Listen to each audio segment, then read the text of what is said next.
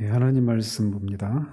하나님 말씀 아모스서 7장 10절에서 17절까지입니다. 아모스서 7장 10절에서 17절까지 좀 길긴 한데 같이 읽겠습니다.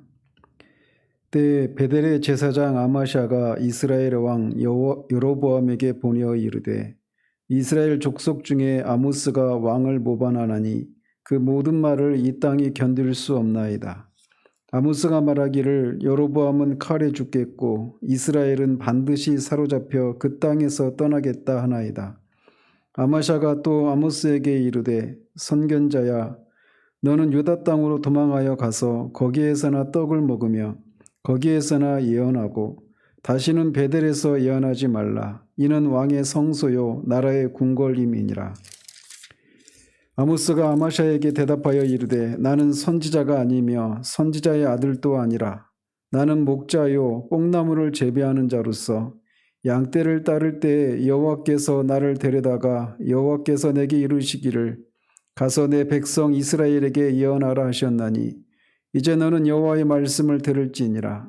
내가 이르기를 이스라엘에 대하여 예언하지 말며 이삭의 집을 향하여 경고하지 말라 하므로 여호와께서 이와 같이 말씀하시기를 내 아내는 성읍 가운데서 창녀가 될 것이요 내 자녀들은 칼에 엎드러지며 내 땅은 측량하여 나누어질 것이며 너는 더러운 땅에서 죽을 것이요 이스라엘은 반드시 사로잡혀 그의 땅에서 떠나리라 하셨느니라. 아멘. 지난주에는 북이스라엘에 임할 그 심판을 세 가지 환상을 통해 아모스에게 보여주신 것을 살폈습니다. 이 세 가지 환상 중에 이 두 번째 환상까지는 아모스 선지자가 그들을 위해서 중보합니다. 야곱이 미약하오니 그들이 그것을 견딜 수 있겠느냐라고 말이죠. 그 부분이 매우 인상적이었죠. 이스라엘을 향해서 심판의 메시지를 전했던 이 아모스 선지자가 그들을 향해서 중보하고 있는 이 모습은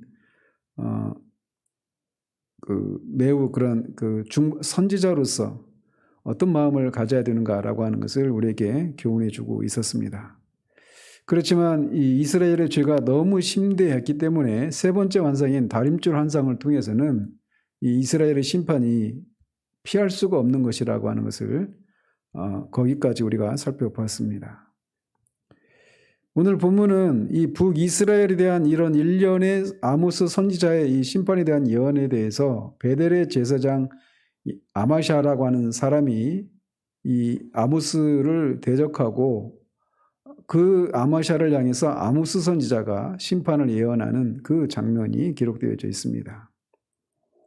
그리고 10절의 때라고 이렇게 말을 하는데 이것은 선지자 아모스가 하나님께 받은 환상을 근거로 북이스라엘에 대한 북이스라엘의 그런 심판이 임할 것이다라고 하는 것을 예언한 직후를 가리킵니다. 그때 베델의 제사장 아마샤가 이스라엘의 왕 여로보암에게 보내어서 말을 전했다라고 말합니다.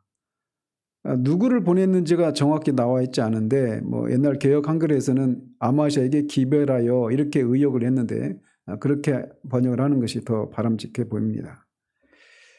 어쨌든 아마샤는 자신이 직접 가지 않고 다른 사람을 보내서 당시 이스라엘 왕 여로보암, 여기서는 여로보암 2세죠. 여로보암 2세에게 이 아모스 선지자가 한 말을 전했습니다. 한편 이미 앞에서도 베델이 어떤 곳인가에 대해서 살펴본 바가 있죠. 그래서 북이스라엘을 창건한 여로보암, 그 사람은 여로보암 1세입니다. 이 아모스 선지자 때는 여로보암 2세고, 그래서 그 여로보암이 이 예루살렘을 대체하기 위해서 예루살렘 성전으로 백성들이 그렇게 제사를 드리기 위해서 가게 되면 민심이 이반되고 이 국가의 존립 기반이 흔들리게 되기 때문에 예루살렘 성전을 대체하기 위해서 세운 성전이 이제 베델과 단에 세워지게 되죠. 그래서 베델은 북이스라엘의 우상 숭배의 본거지가 됩니다. 어쨌든 그곳에 있는 제사장 아마샤라고 말을 하고 있는데 아마 이 아마샤라고 하는 사람은 일종의 어떤 이 대제사장과 같은 그런 역할을, 제사장들 중에서도 어떤 우두머리급에 해당되는 그런 제사장으로 보여집니다. 그런데 아시는 분은 아시겠지만 이 여로보암이 그렇게 예루살렘 성전을 대신하기 위해서 베델과 그 단에 성전을 세웠고 거기에 금송아지 우상을 여호와라고 이렇게 만들어 놓고 섬겼죠. 그리고 그 제사를 드리는 제사장도 레위 지파 사람이나 아론 계열의 사람들이 아니라 그냥 일반 평민이라도 제사장이 되려고 하면 어떤 일종의 그런 어떤 뇌물을 바치면 제사장이 될 수 있게 그렇게 만들어 버렸습니다. 그리고 절기도 마음대로 만들었죠.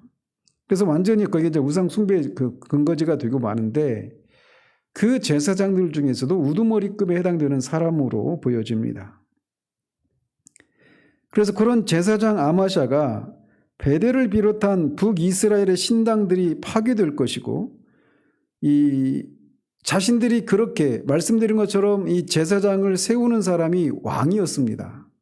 그래서 여로보암 왕이 마음대로 제사장을 세웠기 때문에 왕과 밀착되어 있는 거죠. 왕의 그런 그 왕권의 안위와 제사장의 생계가 밀착되어 있는 겁니다.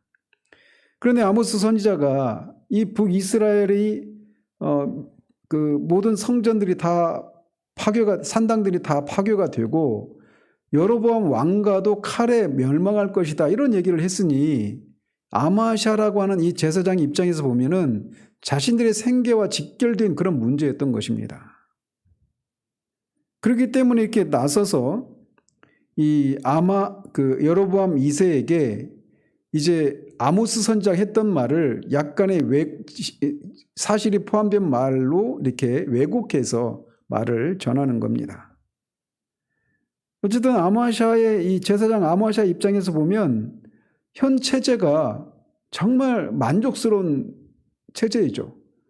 말씀드린 것처럼 가장 부강한 그런 그런 번영과 안정을 누렸던 그런 시대이기 때문에 이 제사장들도 굉장히 일종의 성읍을 형성 중인 그런 때였단 말이죠.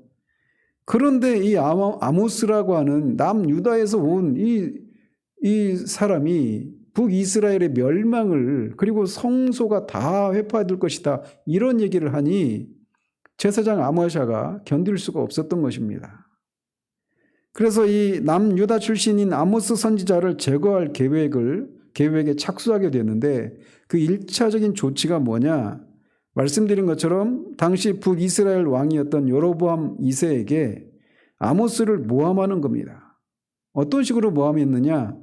그가 왕을 모반해서 반란을 꾀한다라고 하는 이 쿠데타를 기획하고 있다라고 모함을 하는 것이었습니다.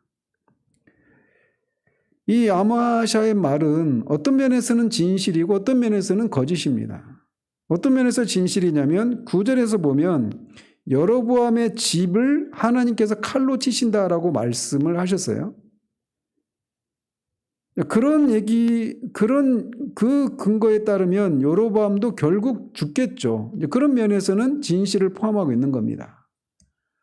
그런데 11절에 가보면 이 9절에서는 여로보암 집이, 즉 여로보암 왕조가 무너질 것이다 이렇게 얘기했는데 이 11절에서는 여로보암이 칼에 맞아 죽을 것이다 이렇게 예언했다라고 날조를 하고 있습니다. 그런 면에서는 거짓이죠. 따라서 아마샤가 아모스를 이렇게 모함하는 이런 모습에서 아마샤라고 하는 제사장의 정체가 이렇게 드러나는 어떤 사람인가가 이렇게 드러나는 단서를 제공해주고 있는 겁니다. 즉 그는 하나님을 위해서 존재하는 제사장이 아니라 인간 왕을 위해서 일하는 어용 제사장에 불과하다라고 하는 것을 여기서 보여주고 있는 겁니다. 따라서 여기 오늘 본문에서 전개되는 내용은 이 하나님의 보냄을 받은 참된 선지자 아모스와 이 인간 왕을 섬기는 거짓 제사장 아마샤의 대결 이렇게 볼 수가 있습니다. 아마샤는 이렇게 아모스를 모함하면서 아모스가 전한 모든 말을 이 땅이 견딜 수가 없다라고 말을 했습니다. 그러니까 이 말도 아모스 선지자가 전한 말의 일부분만 전하고 있는 것이죠. 어떤 면에서 그러느냐면 아모스 선지자의 메시지의 주된 메시지는 북이스라엘에 대한 하나님의 심판입니다. 그러나 지난주에 살펴본 그 부분만 가지고도 이렇게 비록 북이스라엘을 향해서 하나님이 심판을 내리실 것이다라고 그런 내용을 예언하고 있지만, 그럼에도 불구하고 아모스 선지자는 그들을 위해서 중보하는 그런 모습을 보이죠. 그리고 중간중간에 이 이스라엘 나라 전체는 멸망을 한다 하더라도 개인적으로 자신 하나님 앞에 죄를 회개하면 구원을 받을 것이다라고 하는 그런 메시지도 전하지 않았습니까? 근데 그런 내용들은 싹 빼고 그냥 심판을 당할 것이라고 하는 이런 메시지를 전했다고만 전달하고 있는 그런 면에서 이 아모시아 선지자가 의도적으로 아모시아 이 제사장이 아모스 선지자가 전한 말을 왜곡시키고 있는 것입니다.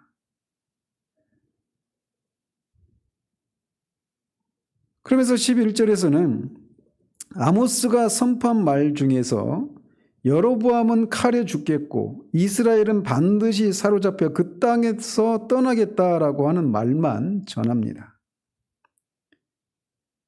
그래서 말씀드린 것처럼 이런 말 속에 이 아마시아 제사장이 여로보암 왕에게 전달한 이 말은 아모스 선지자가 전한 말의 모든 내용을 다 전달하고 있는 것이 아니라 여로보암 왕이 아모스 선지자를 그 왕을 모반하려고 하는 그런 계획을 세우고 있다라고 오해할 만한 그런 말만 전하고 있는 겁니다.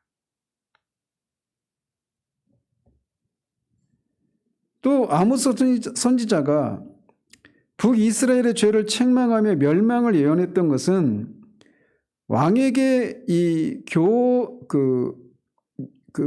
그렇게 전했던 것은 회개하면 구원을 받을 수 있을 것이다라고 하는 그런 내용은 빠뜨리고 있는 거예요. 그래서 마치 아모스 선지자가 북이스라엘의 멸망을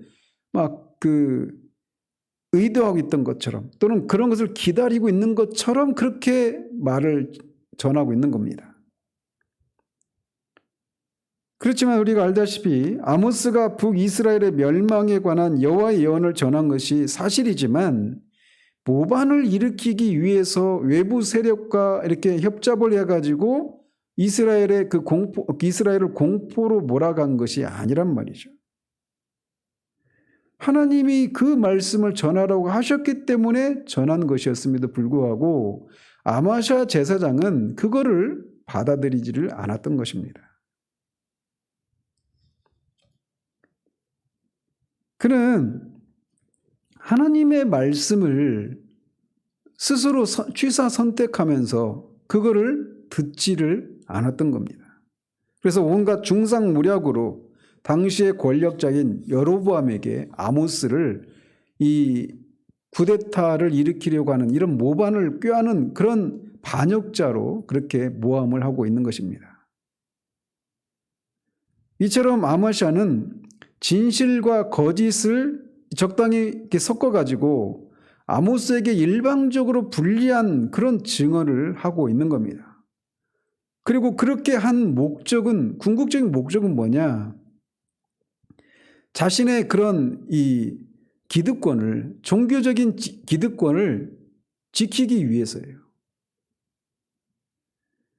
그러나 뒤에 17절에서 말하고 보는 것처럼 그는 결국 그 같은 이런 위증죄를 인해서 하나님의 심판을 받아 포로로 끌려가서 거기서 죽게 되는 그런 비참한 추후를 맞이하게 됩니다. 이렇게 여로보암 왕에게 사람을 보내서 아모스를 모함한 아마시아는 이제는 아모스 선지자에게 찾아와서 직접 그를 향해 비난을 쏟아냅니다. 그 아모스 선지자를 향해서 하는 아마시아의 말을 통해서 아마시아가 어떤 사람인가가 더 적나라하게 드러납니다. 한편 아모스 선지자가 제사장 아마시아가 이렇게 여로보암 왕에게 이 아모스가 한 말을 왜곡시켜서 말을 전했는데 또 이렇게 직접 아모스 선지자에게 이렇게 말을 하는 것은 아마 두 가지 이유 때문에 그럴 겁니다. 하나는 여로보암 왕이 그렇게 이 아마샤 제사장의 한 말을 듣고 어떤 조치를 취하지 않았거나, 또는 이 아마샤 제사장이 먼저 이렇게 아모스를 쫓아내는 것을 통해서 그렇게 왕을 모반하려고 했던 이 아모스를 내가 쫓아냈습니다 라고 하면서 왕으로부터 칭찬을 받으려고 하는 이런 불순한 의도로 그렇게 아모스 선지자에게 찾아와서 이런 말을 하는 것입니다. 그러면서 그가 하는 말이, 선견자야, 너는 유다 땅으로 도망하여 가서 거기에서나 떡을 먹으며 거기에서나 예언하고 다시는 베델에서 예언하지 말라라고 말을 합니다. 즉 이런 말을 통해서 알 수 있는 것은 아마샤는 선지자 아모스가 전한 하나님의 말씀을 그냥 낭설로, 거짓말로, 또는 아모스 선지자가 지어낸 말로 그렇게 받아들이고 있다라고 하는 것을 알 수 있습니다. 떡이나 먹으라, 떡을 먹으라 이런 얘기는 그런 예언을 하는 것을 통해서 그런 밥벌이를 여기서 하지 말고 내려가서 네 고향 남유다에 가서 하라 이런 의미이기도 합니다. 어쨌든 여기서 제사장 아마샤는 방금 전까지 아모스를 왕을 모반하려고 하는 그런 사람이라고 모함을 했음에도 불구하고 아모스 선지자를 선견자야라고 부릅니다. 이 사무엘상에서도 나오는 것처럼 사무엘상 9장에서도 이 선견자라는 말이, 선지자라는 말이 옛날에는 선견자라고 이렇게 불렀다 이런 얘기가 있지 않습니까? 선견자나 선지자나 이렇게 교차적으로 사용할 수 있는 그런 말인데, 지금 제사장 아마샤는 이 아모스 선지자가 전한 말을 여호와께서 북이스라엘 향해서 전하라고 하는 그런 하나님의 말씀으로 받고 있지 않아요. 그런데도 이 아모스 선지자를 선견자야 이렇게 부르고 있는 것은 두 가지 의미가 있는 겁니다. 하나는 조롱의 의미예요. 즉 아모스 선지자를 진짜 선지자로 보기보다는 조롱의 말로 부르고 있는 겁니다. 왜 그러느냐면 거듭 말씀드린 것처럼 당시 북이스라엘은 정치적으로 군사적으로 가장 부강하고 안정을 누렸고 경제적으로 그런 번영의 시기를 누리고 있었던 때란 말이죠. 그리고 그런 것들은 하나님이 자신들에게 복을 내려주신 것이다 라고 말하면서 여호와의 날은 자신들과 상관이 없고 이방인들에게만 해당되는 것이다, 이런 생각들을 가지고 있었던 시대란 말이죠. 그런데 그 듣도 보도 못한 그런 남유다 출신 이 아모스가 와서 잘 나가고 있는 북이스라엘이 망하게 될 것이다. 그리고 그 망하는 이유는 너희들이 생각하는 것처럼 그런 경제적으로 번영을 누리고 있지만 그 번영을 누리는 것이 부당한 그런 소득을 가지고 사치와 향락을 일삼고 있는 것이다라고 하는 그런 죄를 지적하면서 그 죄에서 돌이키지 않으면 심판을 내리겠다고 하니 북이스라엘 사람들 입장에서는 받아들일 수가 없었던 겁니다. 그래서 그렇게 황당한 허무맹랑한 얘기나 그렇게 지어서 만들어서 말하는 그런 사람이다라고 하는 이런 조롱의 의미로 아모스를 선견자야라고 말하는 겁니다. 그러니까 뭐 자칭 선견자야 이런 식으로 부르고 있는 그런 의미가, 그런 뉘앙스가 담겨 있는 거죠. 또 하나는 아마샤가 아모스 선지자를 선견자라고 부르고 있는 것은 이 선견자라고 하는 이거를 종교적인 어떤 직업으로 인식을 하면서 아모스를 그렇게 부르고 있다, 이렇게도 볼 수가 있습니다. 즉 아마샤라고 하는 제사장에게 있어서 선견자라고 하는 존재는 살아계신 하나님과의 그런 인격적인 관계를 통해서 하나님께서 그에게 전하라고 하시는 말씀을 받아서 그 말씀을 하나님의 백성들에게 전달하는 그런 사람이라기보다는 생계를 위해서 종교적인 직업에 종사하는 그런 사람으로만 여겼던 겁니다. 이것은 자신이 제사장으로서 섬기는 것이 그냥 어떤 생계와 세상의 영달을 위해서 그렇게 섬기고 있는 것처럼 아모스도 선지자라고 하지만 그렇게 어떤 선지자 직업을 가지고 그렇게 그것을 통해서 생계로 밥벌이를 위해서 그렇게 그런 일을 하고 있는 사람으로 인식하고 이렇게 선견자라고 부르고 있다는 것이죠. 따라서 이 두 가지를 가지고 조합을 해보면 아마시아 제사장 아마시아가 선지자 아모스를 선견자야라고 이렇게 부르고 있는 것은 북이스라엘은 아마시아 자신의 그런 뭐 일본말로 나와바리니까 여기는 내 나와바리니까 내 영역이니까 네가 여기서 선지자 그 선견자 직업으로 밥벌이를 하려면 여기 북이스라엘이 아니라 네 고향 남유다로 내려가서 거기서나 떡을 먹으라는 겁니다. 거기서나 밥 먹고 살아라. 아니 지금 멀쩡히 지금 북이스라엘이 잘 나가고 가장 최고로 번영과 그런 안정을 누리고 있는데 무슨 그런 하나님의 심판을 받고 그 아수르에 의해서 심판을 받고 이스라엘이 멸망한다는 그런 허무맹랑한 얘기나 하느냐. 여기에서는 그런 걸 가지고는 밥 먹고 살 수가 없으니까 네 고향에 내려가서나 그런 짓을 해라. 이런 식으로 얘기를 하고 있는 겁니다.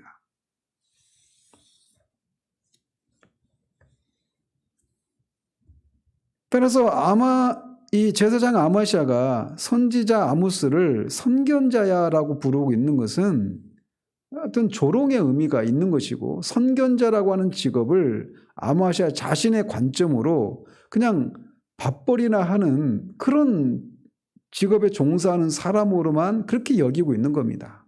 자신이 제사장 직분을 그렇게 수행하고 있으니까 말이죠. 이거는 굉장한 모욕인 것이죠. 그러니까. 이렇게 말할 수 있는 것은 방금도 제가 말씀드린 것처럼 거기에서나 떡을 먹으라. 여기서 예언하지 말고 남유다에 가서 거기서나 예언을 하고 거기서나 떡을 먹으라. 이렇게 말을 하고 있는 것을 통해서 알 수가 있는 겁니다.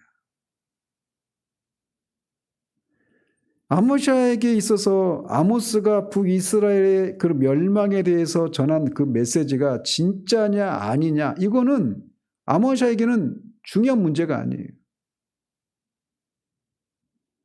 단지 이 아모스 선지자 때문에 제사장 아마시아의 밥벌이가 위협을 받으니까 그런 것 때문에 자기 어떤 영적인 그런 종교적인 기득권을 상실할 것 때문에 아모스를 쫓아내려고 하고 있을 뿐이라는 거죠. 아마시아는 자칭 제사장이라고 했지만 이 하나님에 대해서나 북이스라엘 백성들이 하나님과 바른 관계를 맺고 하나님을 바르게 섬기는가 이런 영적인 문제에 대해서는 아무런 관심이 없는 겁니다. 그냥 자신이 제사장직을 계속 수행하면서 종교적인 기득권을 누리는 것에만 관심을 갖고 있는 거예요. 우리 속담에 이 중이 연불에는 관심이 없고 제법에만 관심이 있다라고 말하는 것처럼 전형적인 그런 것이죠. 신약의 용어로 사꾼이죠. 저는 이런 모습을 보면서 하나님 앞에 제 자신을 돌아보게 됩니다. 하나님의 말씀을 전하는, 꼭 하나님의 말씀을 전하는 것만은 아니죠. 우리가 하나님을 섬기기 위해서 여러 가지 모습으로 자신의 삶을 전적으로 그렇게 하나님께 드리고 그렇게 하나님의 섬기는 여러 그런 부르심의 모습들이 있지 않습니까? 외적으로 보면 분명히 그것을 통해서 생계를 이어가는 것이니까 그게 어떤 직업의 모습을 띠고 있고 그것을 통해서 속된 말로 밥벌이를 하고 있는 것이긴 하지만 본질이 그러느냐라고 하는 면에서 제 자신을 또 우리 시대를 돌아보게 되는 거예요.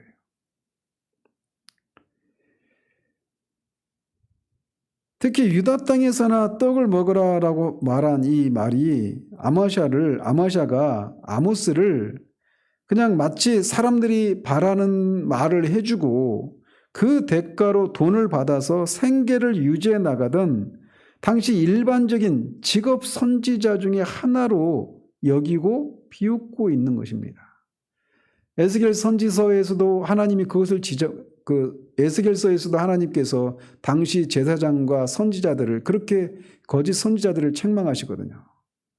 그래서 이 백성들이 너희들의 입에 많은 것을 물려주면 그들에게 그런 좋은 말들을 해주고 그런 것들을 물려주지 않으면 그런 소위 어떤 그런 헌금과 이런 것들을 하지 않으면 그들에게 좋은 말을 해주지 않는 당시 그런 이 사꾼과 같은 제사장과 선지자들에 대해서 하나님이 책망하셨는데 이 당시도 별반 다르지 않았던 것이죠. 계속해서 말하기를 베델에서 예언하지 말라. 이는 왕의 성소요 나라의 궁궐이라 라고 말을 합니다. 이 베델이 제사장 아마샤가 베델을 왕의 성소라고 부르고 있는 것을 통해서도 그가 얼마나 속된 사람인가라고 하는 것을 고스란히 보여주고 있는 겁니다. 베델은 이 산당을 세워놓고 거기서 이제 여호와 하나님을 섬긴다라고 명목은 그렇게 하고 있지 않습니까? 그러니까 거기는 하나님의 성소여야죠. 그런데 이 아마샤는 그곳을 왕의 성소라고 부르고 있는 거예요. 그러니까 그가 자신은 하나님을 섬기는 하나님의 제사장이라고 하는 이런 인식이 없이 왕이 자신을 세워서 왕을 위해서 섬기고 있는 그런 왕을 위한 제사장입니다 라고 이런 말을 통해서 스스로 고백하고 있는 거예요.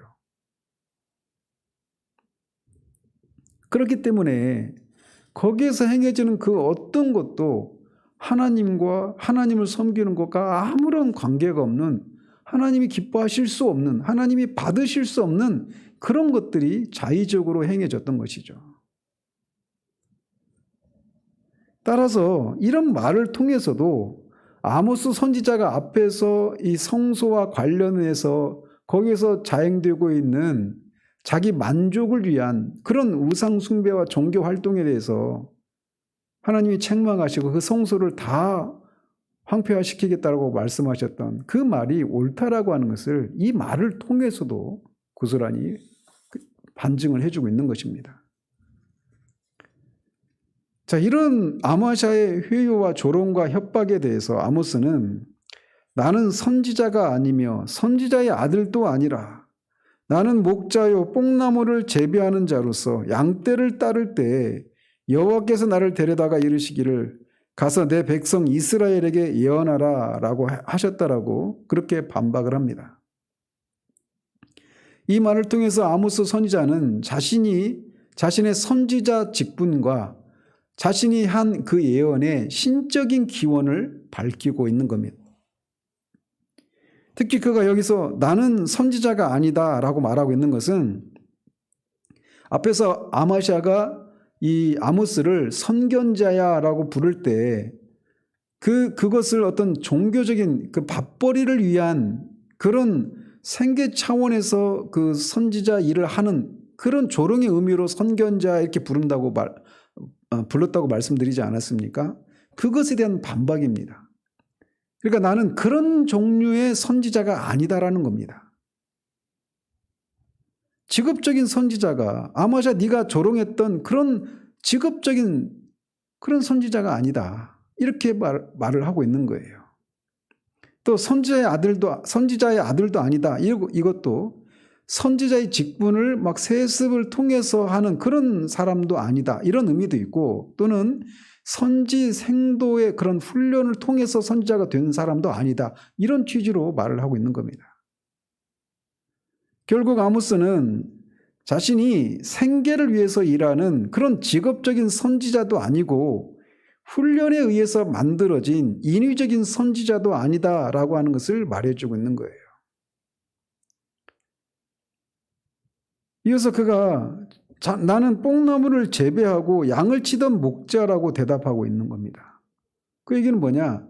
나는 본래 직업은 뽕나무를 재배하고 양을 치는 그런 목자였다라는 겁니다. 직업으로 선지자직을 밥벌이를 위해서 선지자가 된 그런 사람이 아니라는 거예요. 나는 내 직업이 있다라는 겁니다. 오히려 그렇기 때문에 생계를 위한 직업을 가지고 있기 때문에 오히려 예언을 하는 것은 오히려 그의 생계에 지장을 주는 것이죠. 그럼에도 불구하고 예언을 하고 있는, 이 선지자로서 예언을 하고 있는 것은 하나님의 말씀이기 때문이다라고 하는 것을 간접적으로 암시하고 있는 겁니다. 그러면서 직접적으로 자신이 그렇게 목자로서 있을 때 여호와께서 자신을 데려다가 이스라엘에게 예언하라 하셨다, 이렇게 대답을 합니다. 즉 자신이 선지자가 된 것은 자신이 하고 싶어서 되고 싶어서 된 것이 아니다라는 거예요. 하나님께서 그 사람을 불러내셔서 그렇게 강권적으로 섭리한 결과 그가 이렇게 선지자로서 누구도 원하지 않는 심판에 대한 메시지를 전하려고 내 고향 유다도 아닌 북이스라엘에 와서 전하고 있다라고 말을 하고 있는 겁니다. 특별히 여기서 이스라엘 백성을 내 백성이라고 부르고 있는 것은 아모스를 통해서 전달된 이 심판에 대한 경고가 궁극적으로는 이스라엘 백성을 심판하시기 위함이 아니라 그들의 죄에서 회개시켜서 그들이 구원받게 하고자 하는 것이다라고 하는 것을 이 내 백성 이스라엘 이렇게 말하는 것을 통해서도 우리가 알 수가 있는 것이죠. 어쨌든 이것을 통해서 아모스 선지자가 이 목자라고 하는 생업을 이미 가지고 있었던 그가 선지자로서 하나님의 부르심을 받아 이 예언을 하게 된 이런 것을 통해서 오늘날 저와 같은 목사나 선교사나 어쨌든 하나님의 그런 이 부르심을 받아서 풀타임으로 하나님을 섬기는 그런 사람에게 있어서 소위 그 소명이 어떤 것으로 확인할 수 있는가라고 하는 것을 잠시 살펴보고 넘어가고자 합니다. 제 친구 동창이 있는데 그 동창 아들이 목사가 되는 게 꿈이래요. 고등학생인가 이렇게 되는데 몇 년 전에 만났을 때 지금 벌써 이제 몇 년 전이니까 그 친구가 이렇게 대학에 들어갔을 것 같은데 근데 그때도 이제 그 자리에 없어서 내가 그런 얘기는 못 했는데 우리 주변에도 그런 사람들이 있죠. 저는 제 개인적인 얘기를 해서 말씀드려도 죄송하지만 저는 제가 목사가 되리라고는 꿈에도 생각을 못 했습니다. 회심하기 전에도 그렇고 회심한 후에도 마찬가지예요. 제가 목사가 되리라고는 꿈에도 생각 못 했어요.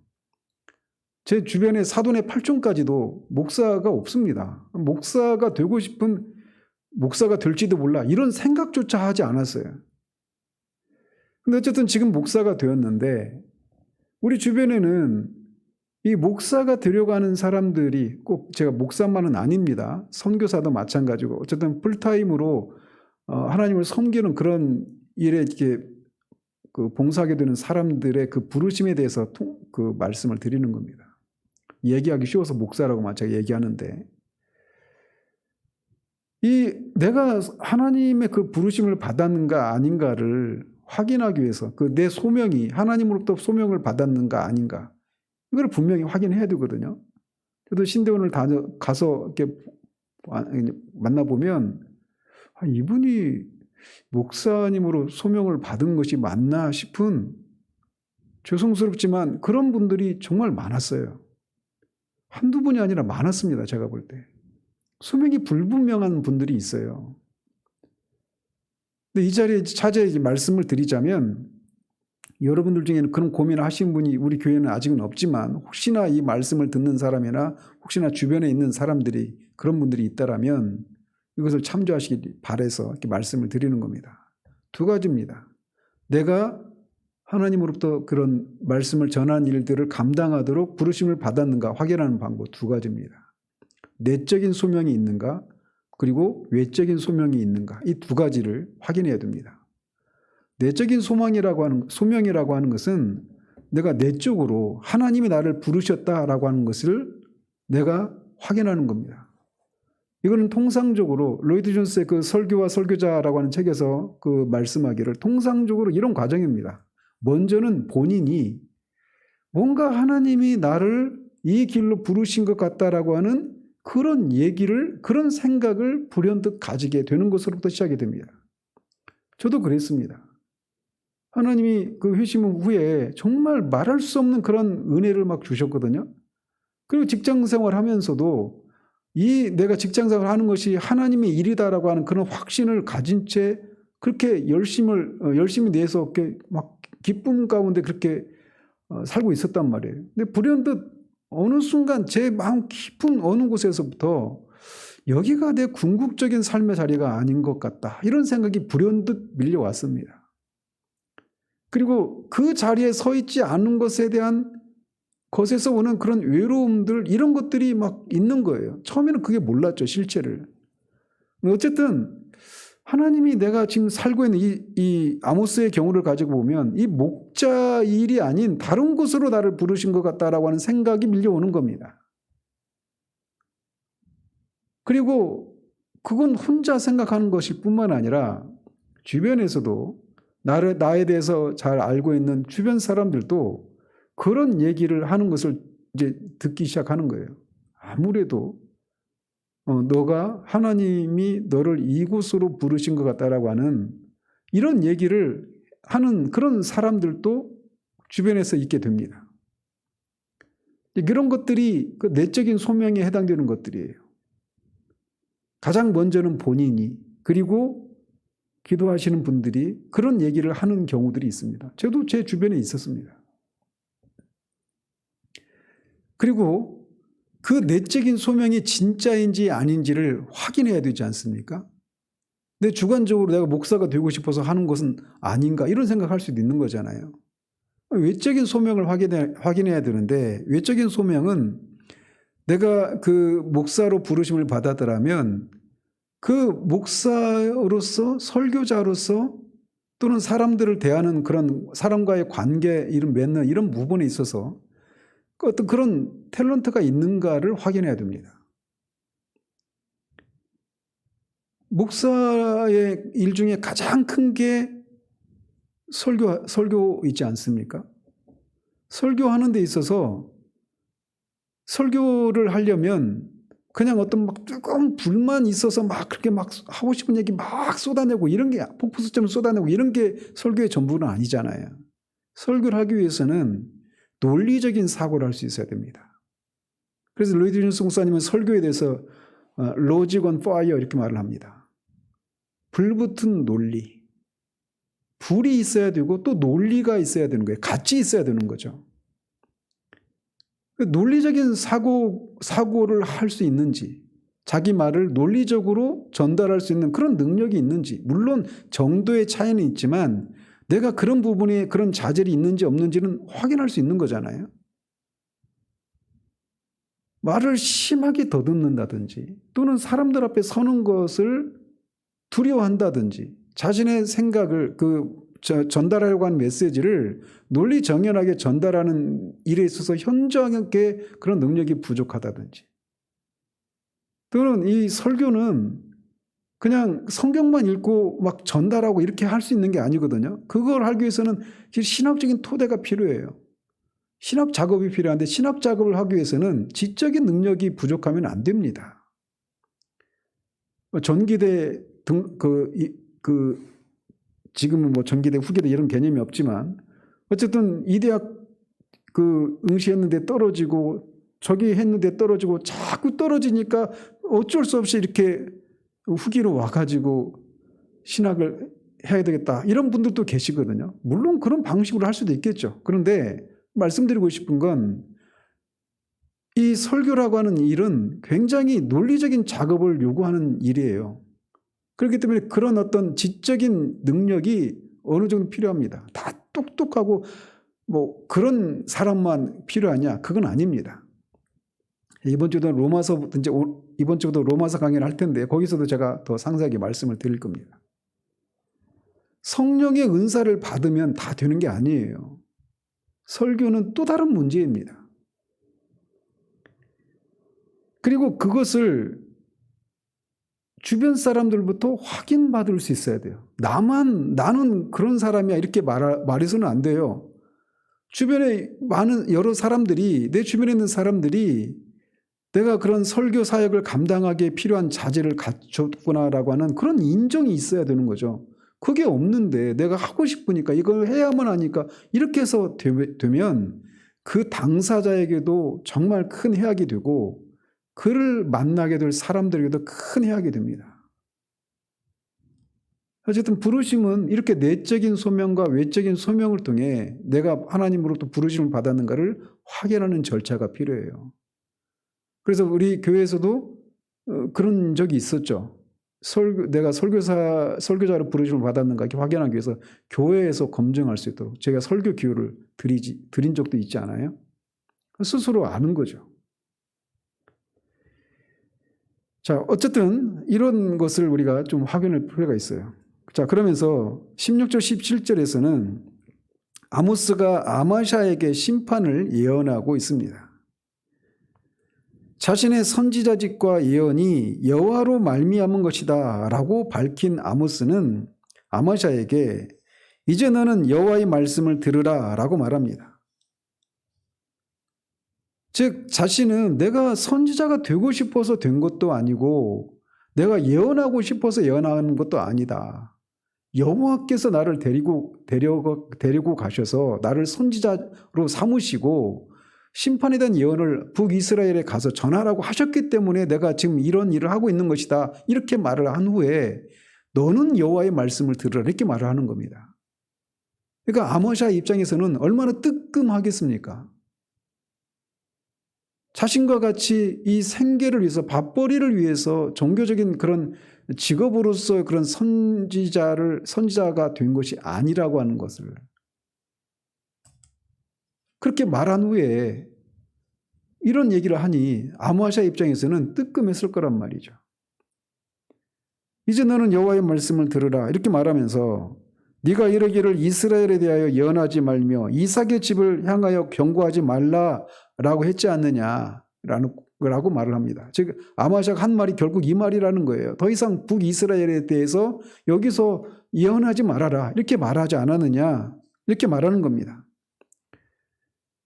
따라서 이렇게 말한 것은 결국 아모스를 선지자로 세우셔서 그에게 그런 심판에 대한 말씀을 주셔서 예언하라고 했던 하나님을 거부하고 있는 것이다라고 하는 것을 말해주고 있는 거예요. 선지자를 통한 하나님의 말씀을 선포하는 것을 방해하고 있는 거란 말이죠. 따라서 그것은 죄죠. 아주 심각한 죄죠. 그런 방해를 통해서 제사장 아마샤뿐만 아니라 아모스를 통해서 그 메시지를 듣고 누군가는 자신의 죄를 회개하고 구원을 받을 수도 있는데 아마샤가 그걸 방해하고 있는 것 아닙니까? 그러니까 자기만 구원을 못 받게 되는 것이 아니라 자기의 방해를 인해서 다른 누군가도 구원을 받지 못하는 그런 짓을 하고 있는 것이기 때문에 이 죄악은 큰 거란 말이죠. 따라서 이것은 우리가 하나님의 말씀을 들을 때 어떤 마음의 자세로 들어야 하는가를 여기서 다시 교훈받게 되는 겁니다. 그러면서 심판을 예언하는데 네 아내는 성읍 가운데서 창녀가 될 것이요 네 자녀들은 칼에 엎드러지며 네 땅을 측량하여 나누어질 것이며 너는 더러운 땅에서 죽을 것이요 이스라엘은 반드시 사로잡혀 그의 땅에서 떠나리라 라고 하는 여호와의 말씀을 전합니다. 이것은 표면적으로는 아마샤 개인에게 해당되는 심판입니다. 즉 아마샤의 아내, 아마샤의 자녀, 아마샤의 땅이 이런 비참한 추후를 맞이할 것이다. 이렇게도 말하고 있는 것이지만 또 동시에 이스라엘 전체가 이렇게 될 것이다라고 하는 것도 포함되어 있는 겁니다. 그래서 북이스라엘 운명이 이렇게 하나님의 말씀을 거절한 북이스라엘 운명이 이런 일을 당할 거라는 거예요. 그래서 실제로 북이스라엘이 이렇게 침략을 당할 때 많은 아내자들이 강간을 당하고 그 예레미야 예가에서도 남유다에서 막 그런 일들을 묘사하고 있지 않습니까? 자녀들이 칼에 죽고 기근에 이 가뭄에 굶주림에 막 아사하고 이것을 통해서 우리가 알 수 있는 것은 하나님의 말씀을 전할 때 항상 이런 방해하는 일들이 있다라는 겁니다. 그리고 이런 방해가 있느냐 없느냐에 따라서 그가 전하는 메시지가 하나님의 말씀인가 아닌가를 점검할 수 있는 또 다른 그런 시금석이 될 수가 있어요. 왜 그렇게까지 말할 수 있느냐? 하나님의 말씀을 전하게 되면 그 말씀을 통해서 누군가는 회개하고 구원을 받는 일들이 일어난단 말이죠. 그렇게 될 때 사탄의 입장에서 보면 자기 수하에 있는 이 종들을 빼앗기는 거예요. 그렇기 때문에 그런 일이 일어나지 않도록 하기 위해서 하나님의 말씀을 방해하고 거부하는 그런 일들이 항상 있게 되는 겁니다. 그래서 선지서에 보면 항상 여기서도 이 제사장 아마샤가 있었던 것처럼 항상 참 선지자와 거짓 선지자 사이에는 이런 분명한 그런 대조가 있었습니다. 거짓 선지자들은 언제나 백성들이 듣기 원하는 말을 해줬기 때문에 백성들에게 인기가 있었어요. 예레미야 때도 하나님께서 거짓 선지자들 그렇게 얘기했잖아요. 거짓 선지자들이 내가 부르지도 않고 그들에게 말을 준 적도 없는 그런 거짓 선지자들이 내 백성의 죄를 심상히 다룬다. 아무것도 아닌 것처럼 그냥 뭐 아무런 문제도 없는 것처럼 그렇게 다룬다라고 그렇게 책망하시지 않았어요? 당시도 스마야나 그런 하나냐나 이런 거짓 선지자들이 참 선지자 예레미야를 대적하고 핍박하지 않았습니까? 한 사람의 메시지가 그래서 오늘날 이것을 우리가 주의해야 됩니다. 목회 성공의 그런 기준을 어떤 사이즈의 크기로 얼마나 많은 교인을 가지고 있느냐 이걸 가지고 하나님이 쓰시느냐 안 쓰시느냐 이런 것들이 우리 가운데 그냥 일반화되어 있잖아요. 그리고 얼마나 많은 사람들이 그 메시지를 달게 받고 있느냐 이걸 가지고도 그 사람이 전하는 메시지가 정말 참된 메시지인지 아닌지를 재보려고 하는 이런 것들이 그냥 일반화되어 있습니다. 그런데 참된 메시지를 전하면 반대하는 일들이 있다는 거예요. 이거는 교회사적으로도 성경적으로도 늘 입증되었던 그런 사례입니다. 그런 면에서 우리가 말씀을 들을 때 어떤 마음의 자세를 가지고 있어야 되는가를 다시 한번 우리가 돌아봐야 합니다. 내 귀에 그 듣기 싫은 말씀으로 불쾌하고 막 기분 나쁜 그런 말씀으로만 들리고 있는지, 그렇기 때문에 그 말씀을 내가 받지 않으려고 하고 있지는 않은지, 물론 내가 듣기 싫고 기분 나쁘고 한 그 모든 말씀은 다 참된 말씀을 이렇게 등치시킬 수는 없어요. 반대인 경우도 있을 수 있으니까 말이죠. 그런데 내가 듣기 싫고 기분 나쁘다고 해서 그게 하나님의 말씀이 아니야 이런 태도는 우리가 지양해야 한다는 것입니다. 여기서도 볼 수 있는 것처럼 하나님의 말씀을 참된 하나님의 말씀을 전할 때는 늘 이런 방해하는 일들이 있기 때문에 그래요. 그리고 그 배후에는 사탄이 있기 때문에 그렇단 말이죠. 따라서 우리가 하나님의 말씀을 전할 때 늘 이런 일이 있다라고 하는 것을 우리가 기억을 하고 그런 일이 있는 것 때문에 우리가 내가 뭔가 부족하고 뭔가 어떤 이 일들을 내가 더 이상 감당할 수 없다라고 하면서 내가 이런 길로 부르심을 받지 않은 것 같아 이런 생각을 가져서는 안 된다는 겁니다. 말씀을 전하는 사람들이 해야 될 가장 큰 임무는 뭐냐면 사람들이 듣고 싶은 얘기를 하는 것이 아니라 사람들이 들어야 할 말을 전하는 사람이에요. 그게 참된 하나님의 사람입니다. 그런 말씀을 전하기 위해서는 사람들로부터 이렇게 아모샤처럼 조롱을 받기도 하고 모욕을 당하기도 하고 또는 예레미야나 이사야처럼 핍박을 당하고 죽기까지 하는 그런 일들이 있게 되는 것이죠. 이 대한민국 사교에서야 지금은 뭐 죽기까지 하는 그런 일들은 없지만 어쨌든 그런 메시지를 전할 때 사람들의 일반적인 반응은 거의 다 듣기를 싫어하는 겁니다.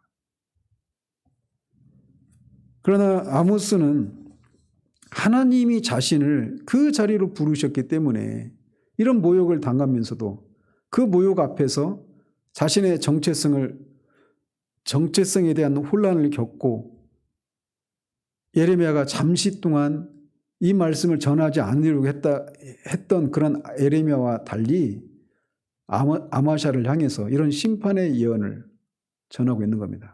그게 그가 들어야 될 말씀이었기 때문에. 그러므로 우리는 말씀을 전하는 사람의 입장에서는 사람이 듣고 싶은 얘기를 하는 것이 아니라 그들이 들어야 할 메시지를 전해야 된다. 그것이 하나님이 세우신 참된 그런 설교자의 의무예요. 그것이 그가 참된 선지자의 그런 그 말씀을 전하는 사람의 그런